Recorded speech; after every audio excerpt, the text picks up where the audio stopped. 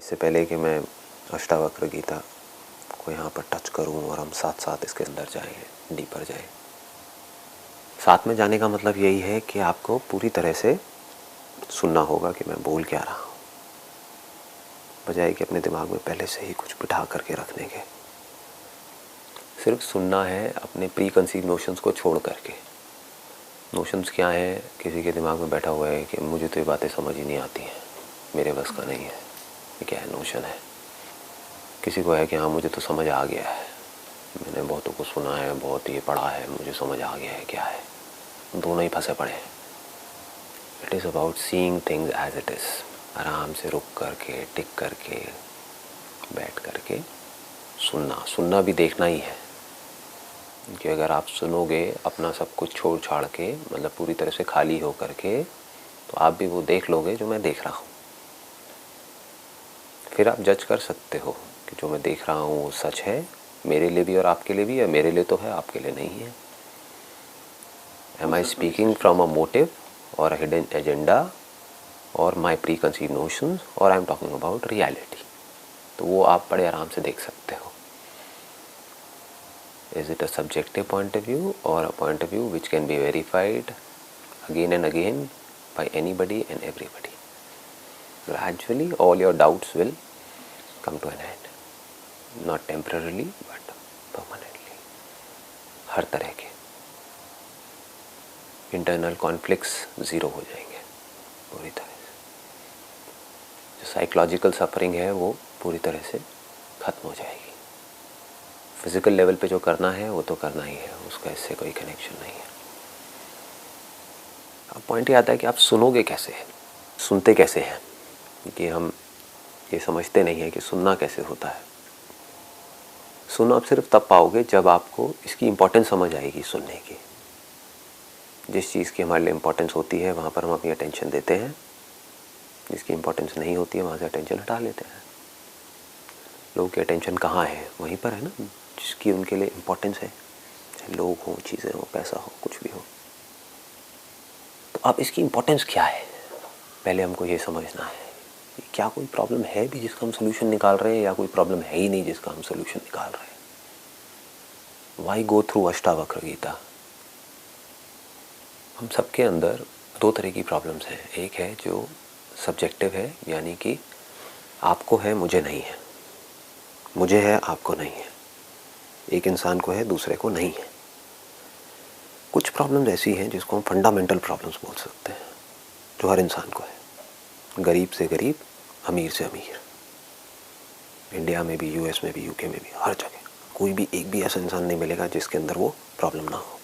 उस प्रॉब्लम का हमको सोल्यूशन निकालना है। That is called the fundamental problem. एक आ गई ऊपर ऊपर के लेवल की प्रॉब्लम्स, वो अनलिमिटेड है हर इंसान की। आपके जितने भी क्वेश्चंस होते हैं वो सब ऊपर ऊपर की प्रॉब्लम से रिलेटेड होते हैं। मुझे ये प्रॉब्लम है, मेरी ये प्रॉब्लम है। कभी हम ये नहीं पूछते मैं हूँ भी या नहीं हूँ, मैं हूँ कौन। अगर आप अपने आप को कुछ और समझ करके कुछ पूछ रहे हो तो सब कुछ ढह जाता है। जो भी आप पूछ रहे हो, जो भी अपने माइंड में सोच रहे हो, अगर ये मैं ही गलत जगह पर है, मैं आपका है शर्ट के साथ में, तो अब आप जो भी कुछ पूछ रहे हो अपने आप को शर्ट समझ करके, सब गलत है, सब झूठ है। शर्ट मर रही है, शर्ट पैदा हो रही है, शर्ट के साथ में लोग जुड़ रहे हैं, शर्ट का ये हो गया, शर्ट का वो हो गया, whatever it is, unlimited problems. But हम कभी ये नहीं पूछते रुक करके कि क्या मैं शर्ट हूँ भी या नहीं हूँ, क्योंकि पूरी दुनिया अपने आप को शर्ट बोल रही है, तो हम भी बोल रहे हैं और वो अज्यूम करके पूछ रहे हैं। वो अज्यूम करके आप मुझे सुन रहे हो, तो क्या समझ आएगा? तो कुछ भी अज्यूम करके नहीं सुनना है, बड़े आराम से सुनना है। तो ये जो फंडामेंटल प्रॉब्लम्स हैं जो हर इंसान की है, वो क्या है? There is a sense of lack which is there in all of us. Sense of loneliness, sense of incompleteness, sense of limitation, sense of fear, fear of death. तो ये जो फंडामेंटल प्रॉब्लम है, इसका सोल्यूशन जो है वो सिर्फ और सिर्फ हमको सेल्फ इंक्वायरी से मिल सकता है, और कोई दूसरा तरीका नहीं है। There are two kinds of scriptures. एक है जो बाहर ही जो दुनिया में जो भी कुछ दिख रहा है उसकी बात करते हैं, जो हमारे थॉट्स हैं उसकी बात करते हैं, अच्छा सोचो, बुरा मत सोचो, ये करो वो मत करो, उसकी बात करते हैं। लेकिन रेयरेस्ट ऑफ रेयर कोई ऐसा स्क्रिप्चर है जो सीधी बात करता है।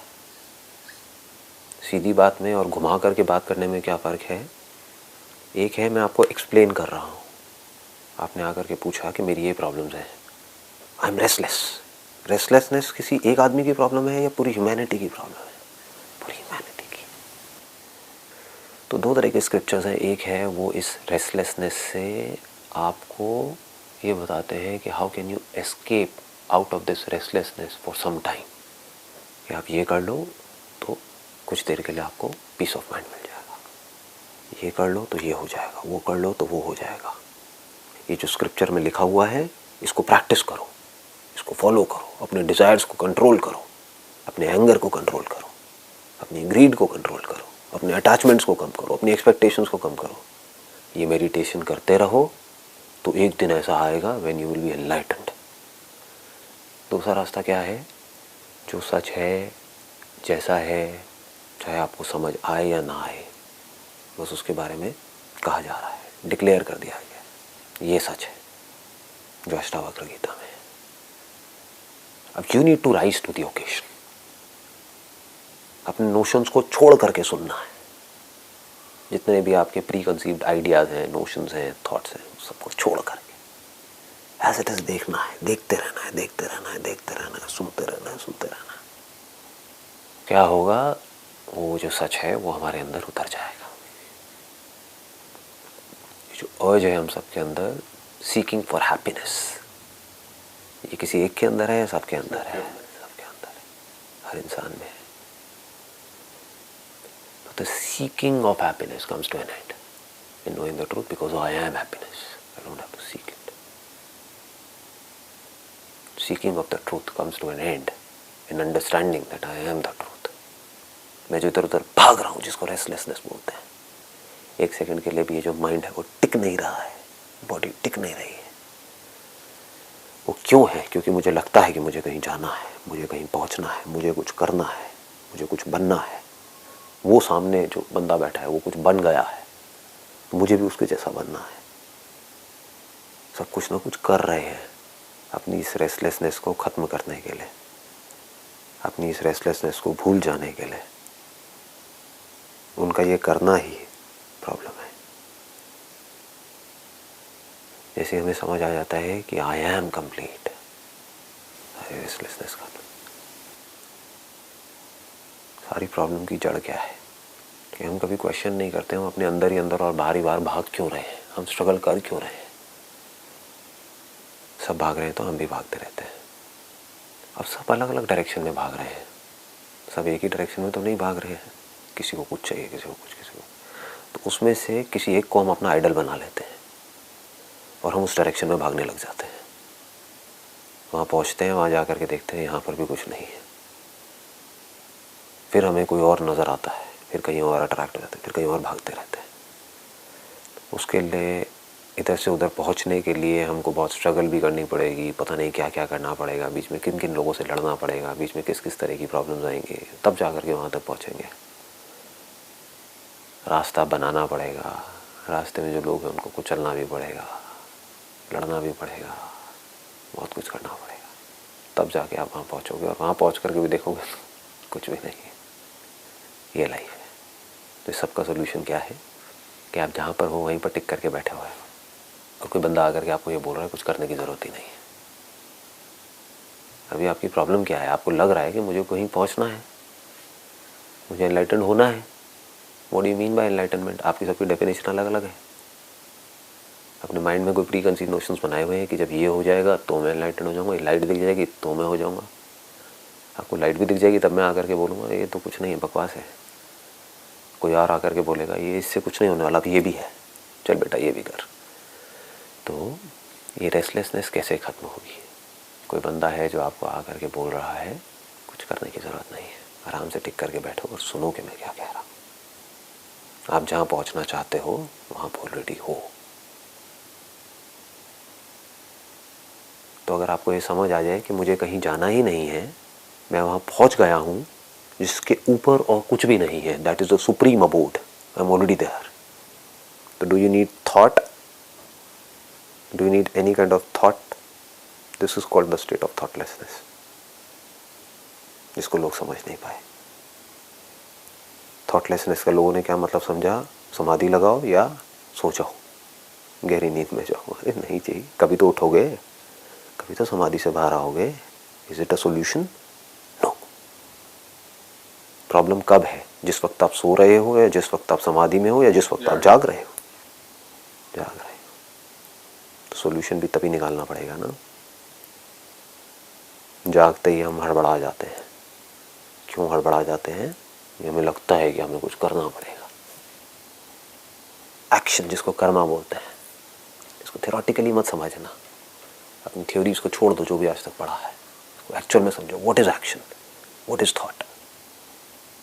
You need thought, you need physical action, you need lot of things. if you want to go from here to there, एक जगह से दूसरी जगह पर जाना है, बहुत कुछ चाहिए. टाइम भी चाहिए, रिसोर्सेज भी चाहिए, स्ट्रगल करनी ही पड़ेगी. तो वो स्ट्रगल, वो थॉट्स, वो action, it temporarily comes to an end जब आप वहाँ पहुँच जाते हो जहाँ पर आप पहुँचना चाहते हो, कुछ देर के लिए. फिर चाहे मटीरियल वर्ल्ड में हो, चाहे स्पिरिचुअल वर्ल्ड में हो. लेकिन फिर से because of your old pattern of thinking वापस से नए थॉट्स आ जाते हैं माइंड में. फिर स्ट्रगल वापस से शुरू हो जाती है. This is a never ending process. It's a cycle. It's a never ending cycle.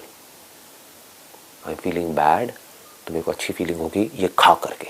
मैंने ये खाया, कुछ देर के लिए मैं वापस से अपनी जगह पर आ गया. मतलब कि thought comes to an end. When that action is complete, I don't need thought. वो हो गया, मैं रिलैक्स हो गया. फिर से अंदर से अर्ज उठी. And I'm going in cycle again and again and again. यही हो रहा है. Action and reaction, action and reaction, cause and effect, cause and effect, cause and effect. इससे होता क्या है? हम थक जाते हैं. आदमी थक जाता है, आदमी फ्रस्ट्रेट हो जाता है. ये एक रास्ता है. दूसरा रास्ता क्या है कि बिल्कुल भी नहीं हिलना है. हिलना इन द सेंस, माइंड में इतना सा भी ये थॉट नहीं लेकर के आना है कि आपको कुछ भी करना है, कुछ भी बनना है, कुछ भी चाहिए. कुछ नहीं. You already are that. बैठ करके, रुक करके आराम से जो मैं एक्चुअल में हूँ उसको देखना है, सुनना है और समझना है. अगर हमने पूरी तरह से सुन लिया और पूरी तरह से देख लिया कि मैं क्या हूँ, तो उस देखने में ही काम हो जाता है. जिस नॉलेज के थ्रू, जिन वर्ड्स के थ्रू आपने उसको देखा, सच को, अब उसका भी कोई काम नहीं है. एक बार देख लिया तो क्या होता है? पूरा का पूरा बैगेज खत्म हो जाता है. जिस भी तरह से आप एक जगह से दूसरी जगह तक पहुंचे, तो क्या अब इस थॉट की ज़रूरत है कि मुझे वहाँ पहुँचना है? That thought comes to an end. लेकिन वहाँ क्या प्रॉब्लम होती है? फिर एक डिज़ायर पैदा हो जाता है कि मुझे कहीं और पहुँचना है, बिकॉज वो जो सेंस ऑफ लैक है वो नहीं गया है. लेकिन एक बार आपको समझ आ गया कि मुझे कहीं नहीं पहुँचना है, कहीं नहीं जाना है, कुछ नहीं करना है, मैं जो हूँ उसको बिल्कुल भी नहीं बदलना है, इस दुनिया को नहीं बदलना है, खुद को नहीं बदलना है, कुछ नहीं करना है. फिर बैठ करके आराम से समझना है. तो इसको हम स्टार्ट करते हैं अष्टावक्र गीता. इससे रिलेटेड बहुत सारी कहानियाँ हैं जिसके अंदर मैं नहीं जाऊँगा कि अष्टावक्र कौन थे, राजा जनक कौन थे, वो विदेह के राजा थे. लेकिन राजा Janak is basically a symbol. Don't look at it as a person, because उस राज्य में जितने भी राजा हुए हैं उन सबको जनक बोलते हैं. तो ये कोई पर्टिकुलर जनक नहीं है. ये सब जो हमारे स्क्रिप्चर्स है ना, वो कुछ समझाने के लिए है, जिससे कि उस सच को कन्वे किया जा सके जो सारी की सारी प्रॉब्लम की जड़ है. तो you can look at Raja Janak as somebody who want to know the truth, and Ashtavakra as somebody who knows the truth. तो उनका जो पहला क्वेश्चन है जहाँ से शुरू होती है वो है, जनक जी बोले, हे प्रभु, ज्ञान प्राप्ति का क्या उपाय है? मेरी मुक्ति किस प्रकार होगी? वैराग्य कैसे प्राप्त होता है? आप कृपया करके मुझे बतलाइए। वैसे 3 क्वेश्चन है। यही एसेंस है सारे वेदों का। जो एसेंस है, वेदांत का जो एसेंस है वो यही है। वेदांत ने क्या किया है, एक पूरी की पूरी एक मेथड दिया है। There is a method of teaching which is called Vedanta. इसको प्रक्रिया बोलते हैं, एक सिस्टम है। But the beauty of Ashtavakra Gita is it bypasses all systems. It is not a methodology to teach you to become something or to do something. ये करो तो आपको नॉलेज होगी एंड में जा करके, ना जी, सीधा डायरेक्ट सीधी बात पूछते हैं और सीधा वहां से सामने से जवाब आता है। ये एंड है स्पिरिचुअलिटी का, जहां से अष्टावक्र गीता शुरू हो रही है। This is the end. ज्ञान प्राप्ति का क्या उपाय है? मेरी मुक्ति किस प्रकार होगी? वैराग्य कैसे प्राप्त होता है? एक एक वर्ड को बारीकी से समझना होता है यहाँ पर। बिकॉज प्रॉब्लम क्या है कि हर वर्ड से रिलेटेड आपके माइंड में पहले ही एक इमेज बनी हुई है। मुक्ति मतलब कहीं ना कहीं पहले ही आपके दिमाग में आया हुआ है कि मुक्ति का मतलब तो ये है कि ना, मैं बिल्कुल पीसफुल होकर के एक जगह पर बैठा हूँगा आँख बंद करके और पूरा दिन बस वहीं बैठा रहूँगा समाधि में, ये मुक्ति है। किसी के होगा कि मुक्ति का मतलब ये है कि मेरे अंदर कोई एनर्जी उठेगी, ये होगा वो होगा और मैं एकदम एक हो जाऊंगा, वट एवर इट इज, मुझे ये एक्सपीरियंस होगा तो मैं मुक्त हो जाऊंगा। मुक्ति मतलब क्या? ये मुक्ति तो बहुत ही हाई लेवल के जो लोग होते हैं ना उनके लिए है, मेरे लिए नहीं है। मैं तो बेवकूफ़ हूँ, मेरे को ये सारी बातें समझ नहीं आती है। मैं मुक्त नहीं हो सकता, मैं मुक्त नहीं हो सकती। तो मुक्ति के पहले ही बहुत सारे प्री कंसीव नोशंस हैं हमारे माइंड में जो अंदर घुसे पड़े हैं। और मुक्ति वर्ड ही ऐसा है कि मुक्ति सुनते ही माइंड में आता है कि इसका मतलब कि कुछ करना पड़ेगा, मैं बंधन में हूं। ये वर्ड्स की लिमिटेशंस हैं। मुक्ति मीन्स के बंधन है तभी तो मुक्त होना है, अगर बंधन ही नहीं है तो मुक्त किससे होना है? फिर रियल मुक्ति क्या है, वो जैसे जैसे हम आगे बढ़ेंगे अभी वो क्लियर होगा कि कोई बंधन है ही नहीं। दैट इज मुक्ति। यहाँ पर बात करी गई है उपाय की कि ज्ञान प्राप्ति का क्या उपाय है। उपाय वर्ड कब यूज होता है? इट इज कनेक्टेड टू उपेय। उपाय मीन्स उपाय, जैसे बोलते नहीं है, इसके लिए ये उपाय करना पड़ेगा, इसका क्या उपाय है, इसका क्या रास्ता है। रास्ता किस लिए चाहिए होता है? मंजिल तक पहुंचने के लिए। सो उपाय इज कनेक्टेड टू उपेय। उपेय means the ultimate goal, the purpose. तो उपाय क्या है ज्ञान प्राप्ति का और उपेय क्या है? उपेय इज मुक्ति, द गोल इज मुक्ति, और इसका उपाय क्या है? दैट इज वैराग्य। वैराग्य मीन्स व्हाट? जो भी आज तक आपने सुना है, समझा है, जाना है, उस सब पे क्वेश्चन मार्क लगा करके उसको छोड़ दो। ना बोलो कि वो सही है, ना बोलो कि वो गलत है, क्वेश्चन मार्क लगाओ और अब आराम से बैठ करके सुनो। दैट इज वैराग्य। नहीं तो ज्ञान कैसे होगा? नहीं तो ये समझ कैसे आएगी इतनी बड़ी बात? अगर आप उसको पकड़ करके अपने अंदर ही अंदर बैठे रहे, जिसको आपने पकड़ा हुआ है वही तो आपका बंधन है। उस सब पे क्वेश्चन मार्क लगा दिया, बस वहीं पर रुक गए। अब क्वेश्चन मार्क लगा करके अपने बिलीव्स को आप एनालाइज नहीं कर रहे बैठ करके, बस क्वेश्चन मार्क लगा दिया। हो सकता है वो सही हो सकता है गलत हो, छोड़ दो। तो आप न्यूट्रल हो गए। अब ना आप यहाँ पर हो ना आप वहाँ पर हो, ना इधर हो ना उधर हो। ना आप ये कह रहे हो जो भी मेरे को आज तक मैंने सुना है, समझा है, जाना है वो सब गलत है, ना आप ये कह रहे हो कि वो सही है। Let me find out, let me see things as it is. इसको वैराग्य बोलते हैं। मतलब कि अब आप सुनने के लिए तैयार। तो अब उनका क्या जवाब है यहाँ पर अष्टावक्र जी का? यदि तुम मुक्ति चाहते हो तो विषयों को विष के समान छोड़ दो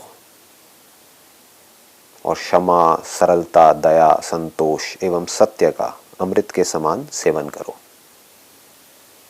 अब इन्होंने बोल तो दिया, कितने लोगों को समझ आया? लोग जल्दीबाजी में रहते हैं, भटक गए। लाखों लोग भटक गए इसको पढ़ के। क्यों? क्योंकि लोग आते क्या है, कहानियाँ सुनने की। लेकिन लोग बिना कहानियों के टिक करके सुन ही नहीं पाते हैं, समझ ही नहीं पाते हैं। फटाफट से जो सीधी बात भी होती है उसकी भी कहानी बना देते हैं। क्या कहानी बनाई? यदि तुम मुक्ति चाहते हो तो विषयों को विष के समान छोड़ दो। विषय मतलब क्या? जितने भी सेंस ऑब्जेक्ट्स हैं, हमारे 5 सेंसेस हैं, उनके कॉरस्पॉन्डिंग 5 सेंस ऑब्जेक्ट्स हैं, उसके जितने भी इम्प्रेशंस हैं हमारे माइंड में, जिसको मेमोरी बोलते हैं, वो सब विषय है, वो सब विष के समान है, उसको छोड़ दो। तो इसका मतलब लोगों ने क्या निकाला? फटाफट से लाइन सुनते ही, क्योंकि आदत कहानियों की पड़ी हुई है, तो एक कहानी माइंड में बन गई, सब छोड़ दो, सब छोड़ दो, सब छोड़ दो। क्या हुआ ऐसे लोगों के साथ में? वो बन गए धोबी के कुत्ते, ना घर के ना घाट के। सब छोड़ तो दिया, मिला कुछ भी नहीं, और उनको लग रहा है कि मैंने सब कुछ छोड़ दिया। कहाँ छोड़ा? विषय तो सब कुछ ही है। फिर तो खाना भी छोड़ो, पानी भी पीना छोड़ो, देखना भी छोड़ो, सूंघना भी छोड़ो, ये जो फील होता है ठंडा गर्म, उसको भी छोड़ दो। छोड़ो, अगर छोड़ने का कोई तरीका है तो।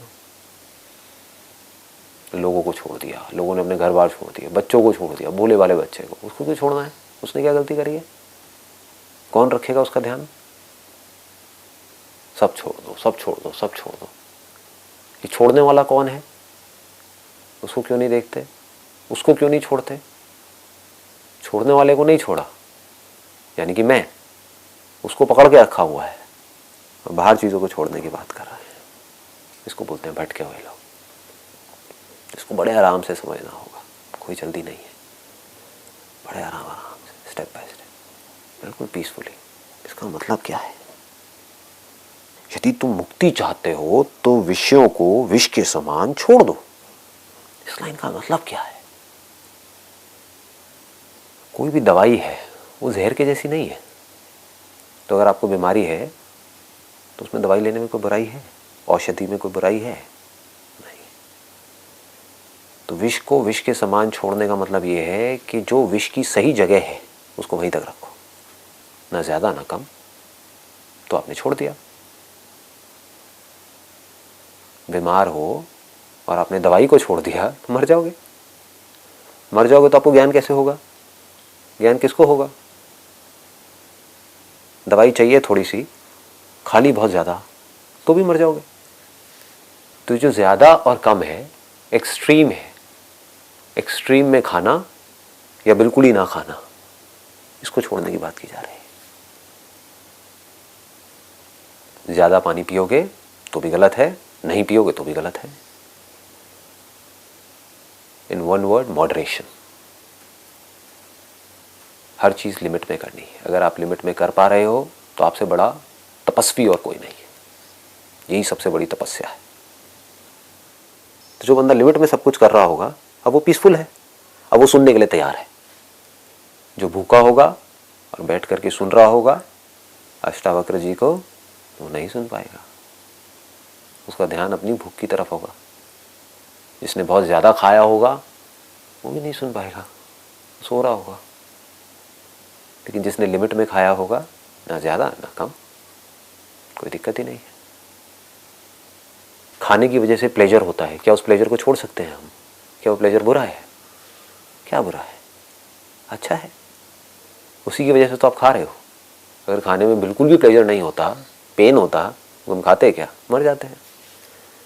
तो प्लेजर को भी नहीं छोड़ना, खाने को भी नहीं छोड़ना, लोगों को भी नहीं छोड़ना, कुछ भी नहीं छोड़ना। जिस चीज़ की जितनी इम्पोर्टेंस है उसको उतनी ही इम्पोर्टेंस देनी है। लाइफ में शांति से आगे बढ़ना है। You can call it the middle path, call it a balance life. एक आपने क्या छोड़ा? आपने एक्सट्रीम में चीज़ों को करना छोड़ा, उसको छोड़ना बोलते हैं। और दूसरा, आपने अपनी समझ के लेवल पे इस गलत फहमी को छोड़ दिया कि जो विषय है, ये जो सेंस ऑब्जेक्ट्स है, this is the and in itself. ये सब उपाय है, उपेय नहीं है। यानी कि ये सब मीन्स हैं एक एंड तक पहुंचने का। This is not the and in itself. Her point पे आपको विषय चाहिए तो आप विषय नहीं छोड़ सकते। आपको भूख लगी, आपने एक चाकू उठाया, सब्जियां काटी, ये सब क्या है? चाकू क्या है? विषय है, ऑब्जेक्ट है। तो ऑब्जेक्ट को पकड़ा, सब्जी को पकड़ा, सब्जी को काटा, सब्जी को बनाया, उसके बारे में आप सोच भी रहे हो किसमें कितना मसाला डालना है, कम डालना है, ज़्यादा डालना है। तो आपने ना थॉट्स को छोड़ा, उसको देखोगे तो मुंह में पानी भी आएगा, क्योंकि अगर टेस्ट अच्छा लगता है आपको, तो बचपन से आपकी अपब्रिंगिंग ऐसी है, तो उस फीलिंग को भी नहीं छोड़ा, किसी भी चीज़ को नहीं छोड़ा। खाना बन गया, आप खाना खा रहे हो, लिमिट में खा रहे हो, ना ज़्यादा खा रहे हो ना कम खा रहे हो। ये सब करके क्या हुआ? आपको अच्छी हेल्थ मिल गई। अब उस अच्छी हेल्थ को यूज़ करना है सच को जानने के लिए और सच को समझने के लिए। तब आपने विषय को छोड़ दिया। ये पूरी दुनिया मीन्स में और एंड में कंफ्यूज्ड है, मीन्स को एंड बना लिया है। पैसा एक मीन्स है, एक जरिया है। पैसा प्रॉब्लम नहीं है, आप पैसे को एक एंड गोल समझ रहे हो, ये प्रॉब्लम है। या पैसे से जो आपको मिल रहा है उसको आप एंड गोल समझ रहे हो, ये प्रॉब्लम है। पैसा मुझे चाहिए, क्यों चाहिए? ताकि एक कंफर्टेबल लाइफ मिले। कंफर्टेबल लाइफ क्यों चाहिए? ताकि मैं एक पीसफुल माइंड से ये समझ सकूं कि मैं कौन हूं और मेरी जो भी स्ट्रगल है उसकी जड़ क्या है।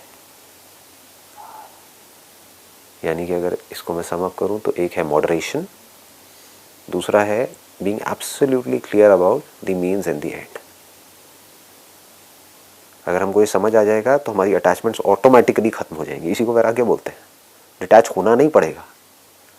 जैसे गाड़ी में पेट्रोल, अगर हमको समझ आ जाए कि जो भी कुछ है इस दुनिया में वो बिल्कुल गाड़ी में पेट्रोल के जैसा है, I am on a journey for understanding the self. उसके लिए जो भी कुछ है सब गाड़ी में पेट्रोल के जैसा है, तो मेरी पेट्रोल से अटैचमेंट नहीं है।